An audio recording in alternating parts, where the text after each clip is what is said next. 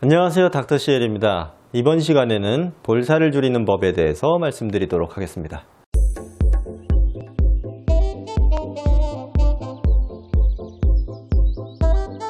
제가 볼살이나 이중턱 등의 얼굴살 지방 흡입 시술을 많이 하고 있다 보니 볼살 때문에 고민이신 분들을 많이 상담을 하게 됩니다. 볼살을 줄이는 방법에는 운동과 식이 조절로 살을 빼는 방법, 지방을 분해한다는 윤곽 주사를 맞는 방법, 그리고 울세라나 슈링크 등의 초음파 리프팅으로 피부를 타이트닝 시켜서 볼살이 줄어 보이게 하는 방법, 그리고 얼굴 지방 흡입으로 본격적이고 영구적으로 볼살 부위의 지방을 제거하는 방법 등이 있습니다. 저는 주로 얼굴 지방 흡입 시술을 많이 하고 있기 때문에 지방 흡입 시술의 관점에서 주로 설명드리도록 하겠습니다. 먼저 볼살의 부위별 특징에 대해 말씀드리겠습니다. 볼살은 양면적인 부위입니다. 볼살이 많아서도 고민이지만 너무 없으면 나이 들어 보여서 고민입니다. 그러나 자세히 들여다보면 우리가 볼살이라고 부르는 얼굴 부위 중에서 어떤 부위는 빠지면 얼굴이 갸름해 보여서 좋을 부위가 있고, 어떤 부위는 빠지면 나이가 들어 보이고 수척해 보이는 부위가 있습니다. 볼살의 부위에 따른 설명을 드리도록 하겠습니다. 첫째로 광대뼈 바로 아래쪽의 볼살은 빠지면 빠질수록 나이 들어 보이고 팔자주름이 깊어 보이고 옆볼이 패여 보이기 때문에 이 부분의 살은 안 빠지는 것이 좋습니다. 여성분들이 나이가 들면서 이 부분이 꺼지기 시작하면 지방 이식이나 필러로 채우고 싶어하는 부위입니다. 두 번째로 얼굴 아래쪽에 턱뼈 부위에 볼살이 많으면 얼굴이 커 보이고 턱선이 둔탁해 보이고 살이 처져 보이는 부분입니다. 그래서 많은 여성분들이 이 부분의 살은 빼고 싶어 하십니다.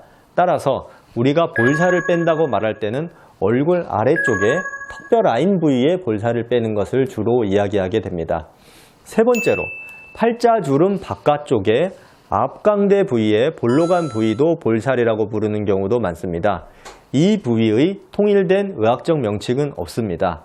저의 경우 편의상 앞광대 또는 앞볼살 부위의 지방을 팔자지방이라고 부르고 있습니다. 이 부분이 불룩하거나 웃을 때 많이 튀어나온다고 고민이신 분들이 많습니다. 먼저 광대뼈 바로 아래쪽의 볼살 부위는 빠지면 빠질수록 나이 들어 보이고 팔자가 깊어 보입니다. 그런데 바로 이 광대뼈 아래쪽에 깊은 곳에 심부볼이라는 지방 조직이 숨어 있습니다. 나이가 들면 심부볼이 점점 작아지면서 광대뼈 아래쪽이 점점 꺼져갑니다. 저도 40살이 넘어가면서 급격히 여기가 꺼지기 시작하고 있습니다. 바로 이 부위거든요. 그런데 심부볼 제거 시술이라고 하는 이 부분의 지방을 인위적으로 제거하는 시술이 많이 행해지고 있습니다. 물론 20대의 젖살이 아직 덜 빠진 여성분들 중에서 앞볼살이 과도하신 분들이 심부볼 제거로 얼굴이 갸름해지는 효과를 얻을 수 있습니다. 그러나 앞볼살은 별로 없는데도 심부볼 지방을 인위적으로 제거하면 노화가 촉진되어 보일 수 있습니다. 광대 밑이 꺼지고 팔자주름이 깊어 보이는 것입니다. 그래서 저의 경우는 이 부분의 지방 제거는 하지 않는 것을 원칙으로 하고 있습니다. 다만 이 부분이 과도하게 불룩한 일부의 경우에서 살짝 제거하는 정도로만 시술을 합니다. 어차피 이 부분은 나이 들면 빠지거든요. 그때는 지방을 다시 이식하고 싶어질 것입니다. 두 번째로 얼굴 아래쪽에 턱라인 쪽의 볼살입니다. 이 부분인데요. 이 부위가 주된 볼살 제거 부위가 되겠습니다.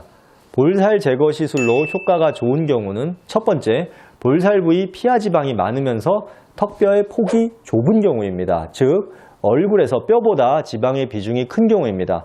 턱뼈 골격의 폭이 양옆으로 넓은 안면 골격인 경우에는 효과가 다소 적은 경우가 많습니다. 둘째로 피부 탄력이 좋으면서 피하 지방이 많은 분들이 효과가 좋습니다. 피부 탄력이 좋아야 지방을 제거한 만큼 피부가 잘 수축될 수 있기 때문입니다. 그런데 지방은 별로 없는데 턱 라인에 피부가 처져서 볼살이 있어 보이는 분들도 많습니다. 이런 경우 크게 두 가지 유형이 있습니다. 나이가 들어서 피부가 처지는 경우와 턱뼈를 작게 하는 안면 윤곽 수술을 받아서 남는 피부가 처진 경우입니다.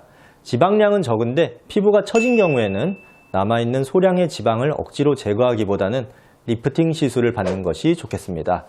그리고 피부 밑에 피하 지방이 어느 정도는 있어야 피부 탄력이 유지될 것입니다. 피부를 리프팅하는 시술에는 크게 세 가지가 있습니다. 첫째, 안면 거상술입니다. 이 시술은 상당히 큰 수술이고 보통 나이가 많은 경우에 최후의 수단으로 시술하는 경우가 많습니다. 피부를 절개해야 하므로 흉이 많이 생기기 때문입니다. 둘째는 실리프팅입니다. 실은 녹는 실을 사용해서 리프팅을 해야 하므로 유지기간은 1년 정도로 봅니다. 세 번째는 초음파 리프팅입니다. 울세라나 슈링크 등의 장비로 피부 깊숙한 곳에 근막층을 수축시켜서 타이트닝 시키는 비수술적 리프팅 시술입니다. 효과는 안면 거상이 가장 크지만 그만큼의 부작용이나 흉의 위험도 있기 때문에 평생 한두 번 하는 시술이므로 최후의 수단으로 남겨둡니다. 초음파 리프팅은 효과는 셋 중에서 가장 적지만 피부 탄력 관리 목적으로 받기에 가장 부담이 적은 시술입니다. 실리프팅은 효과도 상당히 좋고 시술도 간편한 경우가 많지만 지속기간의 한계가 있다는 단점이 있습니다. 충분한 상담을 통해 본인의 나이, 피부 상태, 성향에 맞는 시술을 골라야 할 것입니다. 안면 윤곽 수술 후에 볼살이 고민이신 분들도 크게 두 가지 유형으로 나뉩니다.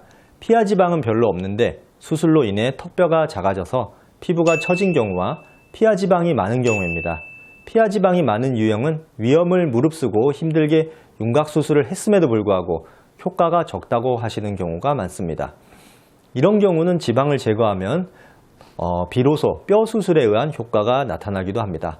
간혹 얼굴을 갸름하게 할 목적으로 턱 근육, 보톡스를 맞은 후에 입 바깥쪽에 볼살이 생겼다고 오시는 분들도 계십니다. 이런 경우는 보톡스에 의해서 인위적으로 턱 근육이 작아져서 근육에 의해 당겨지고 있던 피부가 입가 쪽으로 처지면서 발생하는 현상입니다. 이런 경우는 보톡스 효과가 풀리면 다시 좋아지는 경우가 많으므로 턱 보톡스를 맞기 전에 자신의 볼살에 불만이 없었다면 기다려보는 것이 좋겠습니다. 얼굴 지방 흡입은 피부 탄력이 좋고 피하 지방이 많은 경우 효과가 좋습니다. 그러나 시술 테크닉이 상당히 어렵기 때문에 많은 경험으로 숙련된 의사에게 시술을 받는 것이 좋습니다. 유착, 폐임, 신경마비 등의 부작용 위험이 있기 때문입니다. 저는 얼굴 지방 흡입 시술을 2,000명 넘게 시술해 오고 있지만 제 경험상 1,000명은 넘게 시술을 해봐야 테크닉이 어느 정도 궤도에 올라가는 것 같습니다.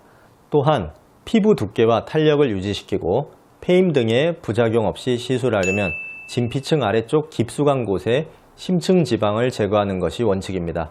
진피층 바로 아래쪽에 표층 지방은 남겨두어야 부작용이 없습니다. 즉 지방을 몽땅 제거하는 것이 아니라 깊은 곳에 불필요한 지방을 제거해야 하는 것입니다.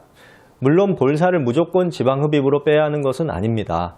전체적인 체중이 많이 나가시는 분들은 운동과 식이요법으로 체중만 감량해도 당연히 볼살이 빠지고 얼굴이 갸름해질 것입니다. 자신의 노력으로도 도저히 안 되는 경우 의학적 시술에 도움을 받는 것이 바람직하겠습니다. 그리고 지방을 분해한다는 각종 성분의 윤곽주사 시술이 매우 많이 행해지고 있습니다. 저에게 볼살 지방 흡입을 상담받으러 오시는 분들 거의 대부분은 이미 윤곽주사를 맞고 오십니다. 어떤 분은 100번 넘게 맞았다는 분도 계셨습니다.